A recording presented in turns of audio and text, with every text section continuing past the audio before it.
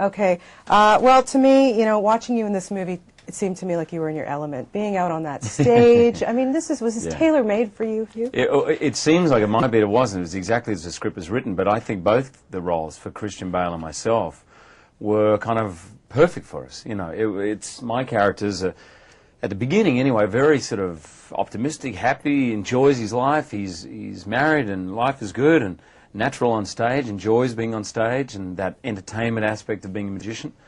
And then gradually you see him descend into this very sort of dark and tense and ultimately destructive place. What was it like working opposite someone like Christian Bale? Like Mr. I call you Mr. Charisma and he's Mr. Intensity.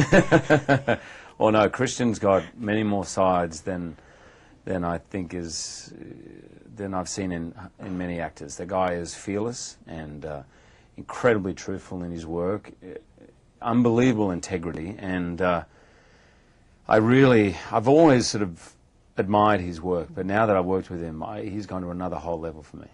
When it boils right down to it, how much are magicians like actors? I think there's a great similarity. Obviously, you know, we're in the art of illusion, both of us, and the art of entertainment and pulling off a magic trick. Or even our movie actually is structured like a magic trick. I think the big difference for me is that magicians are solitary people. They, even if they're in a double act, Penn and Teller or whatever it is, they spend most of their youth like on their own, in front of a mirror, working through these things. And they're intensely private by the nature of not only their tricks, they're private about everything and mysterious. Actors have to rely on the other actor. You can't just act on your own. It's impossible. You can't just go out there and do a one-man show all the time. And even a one-man show, you're relying on the audience. So I think that's the big difference. 2006, it's the year for Hugh Jackman. My God, 6 films. I think you should have opened your own film festival this year. Seriously. That's a good idea. Don't you think? I'll sponsor it for you, no problem. You think I'd have an ego problem if I did that? No. Go to my festival.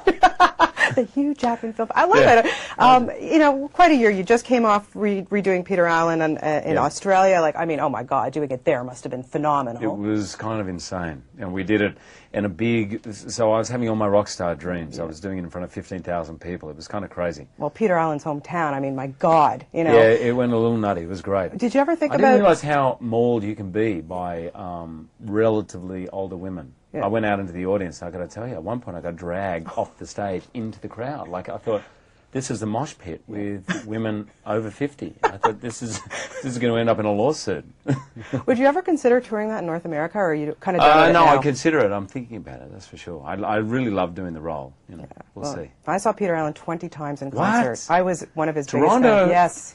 His Toronto concert, I think we spoke about this, his Toronto concert, which is probably now regarded as his best recorded live show. It was my ultimate favorite. Was that the one where the stage revolves? At Ontario Place. Is it still there? It's not anymore, but it was one of... Well, I'll tell you after. It's weird watching the tape because it actually makes you quite ill watching it. Yeah, yeah, it's amazing. The audience is moving. Anyway. It's fantastic. But also, I have to say, too, I mean, I've seen Flushed Away. Hilarious. Yes. Doing the voiceover stuff for you, I mean, there's a lot of like, ooh, you know, I was cracking up. This movie is hilarious. How much fun was that? It's so much fun. You know, the oohs and ahs, you have no idea how much effort goes into screaming, oohs taking punches. I get a soccer ball in the privates, and we probably do 20 takes of that.